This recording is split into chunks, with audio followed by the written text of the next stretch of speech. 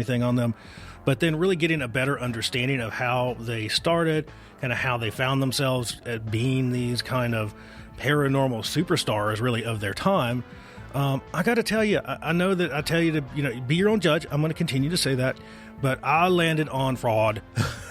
Like just hearing the stories, landed on fraud, kind of at the end of that one. So when I walked away, I'm like, the Fox sisters, were maybe not really fucking scary, but really fucking slick. Like they were really, really, really, really good at tapping into, the needs of people. And then, really going through and extorting, money to fulfill those needs, which is just, again, maybe not really fucking scary, but kind of creepy because of the subject matter in which they dealt with.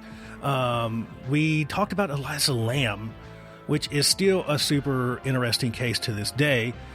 Just that creepy, like watching that elevator footage is fucking creepy. Like you can be like all the lights on, middle of the day outside, even outside, and watch that, and it makes your skin crawl just to watch her in that elevator, kind of the weird hand gestures, the popping in and out of the elevator, looking to see like she feels like someone was following her. It was just super duper strange. I've got goosebumps right now just thinking about it, to be honest with you. But just a mystery that still stands to this day. I mean, as we said kind of in the episode, in all likelihood, you take the evidence that she was on psychiatric drugs, and again, no shame, but you're on those drugs, you come off those drugs, you change your dosages. You're not doing that under the advice of a medical practitioner. You're not doing that under the advice of a medical expert. And that can lead to some pretty wonky stuff happening to you mentally. And then, God knows, significant mental break. And as I kind of said, like there was evidence that she might have went out on the fire escape. Maybe that's how she got up to the roof, right? People can sneak by all this stuff because we talked about the alarm on the door, the locked doors, all that kind of stuff. But people can get by that stuff. People get by stuff like that every single day. Like that story with the people that snuck into the White House dinner that time and they just pretended like and just walk right in. Like, I'm convinced that people can find themselves, can get themselves into stuff that is just completely, seems humanly impossible. So the fact that she was in the water tank on the roof isn't really of any consequence to me. It's different. It's strange. I think the weirdest part is the elevator footage. But the fact that she got up there, she might have just got up there, went for a swim, and couldn't get out, right? I mean, mental break, water tank might look like a great place for a swim. Maybe she was suicidal. Who knows? Super creepy. We would love, I, for one, would love to know exactly what happened, but we probably never will. And then to end the season officially, to get to the official end, we got into one of my most favorite true crimes, and that was the Black Dahlia.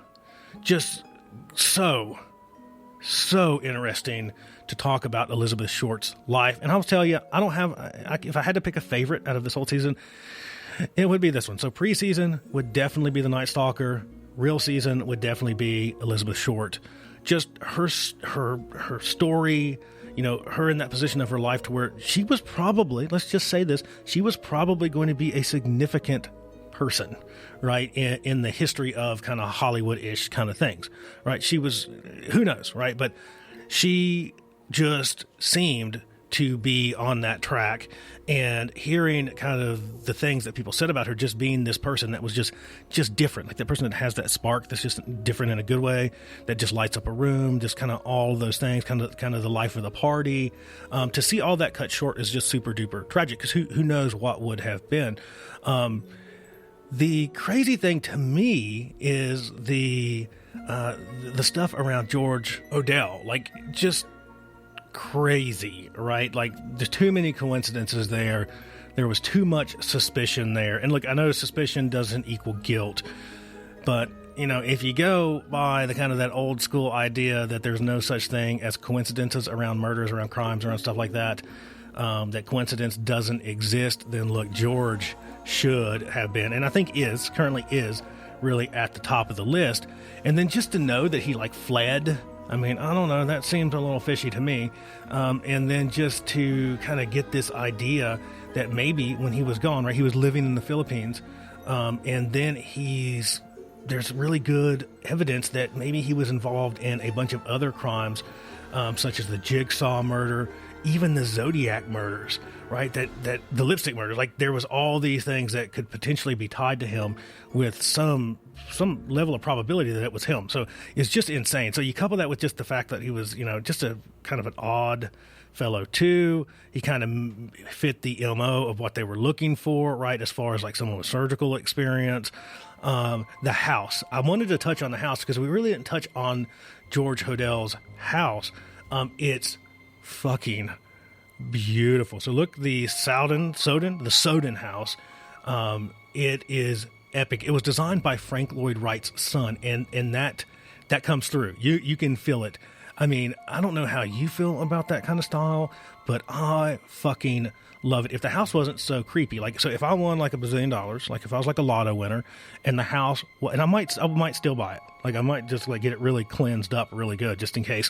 But the house is gorgeous. If I won that if I had the winning lottery ticket, that would be the fucking house that I would buy. Like it is fucking gorgeous. I mean, absolutely gorgeous. Ghost Adventures did some stuff there.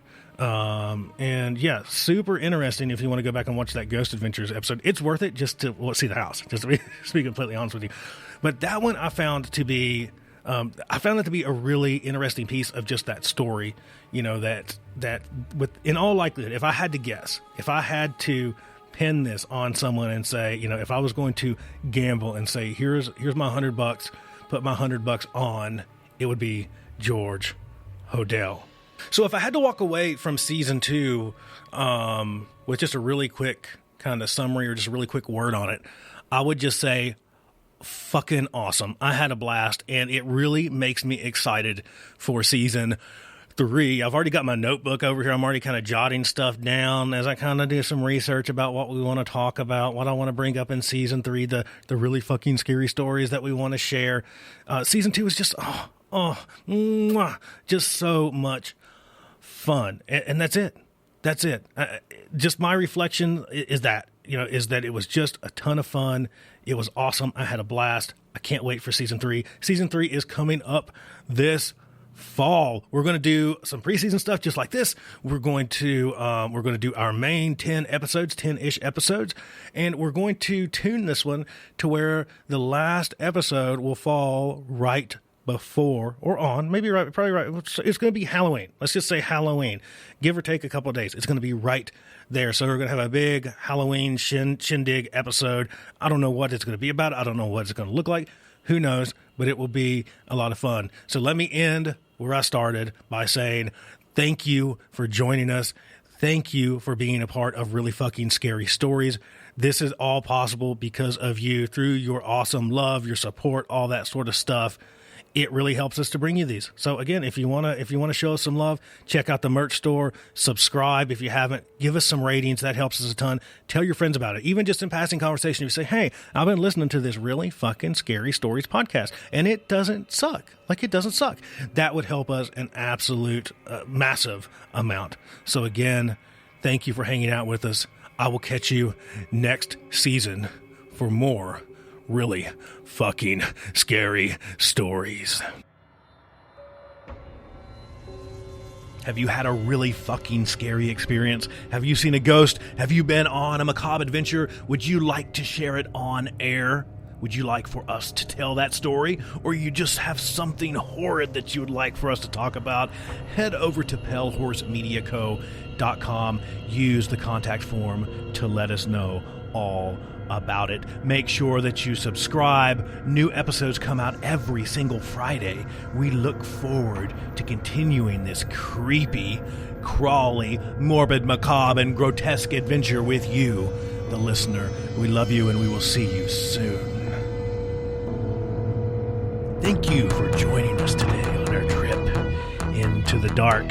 We hope that you join us again next week for all things horror, all things macabre, all things grotesque, here on Really Fucking Scary Stories.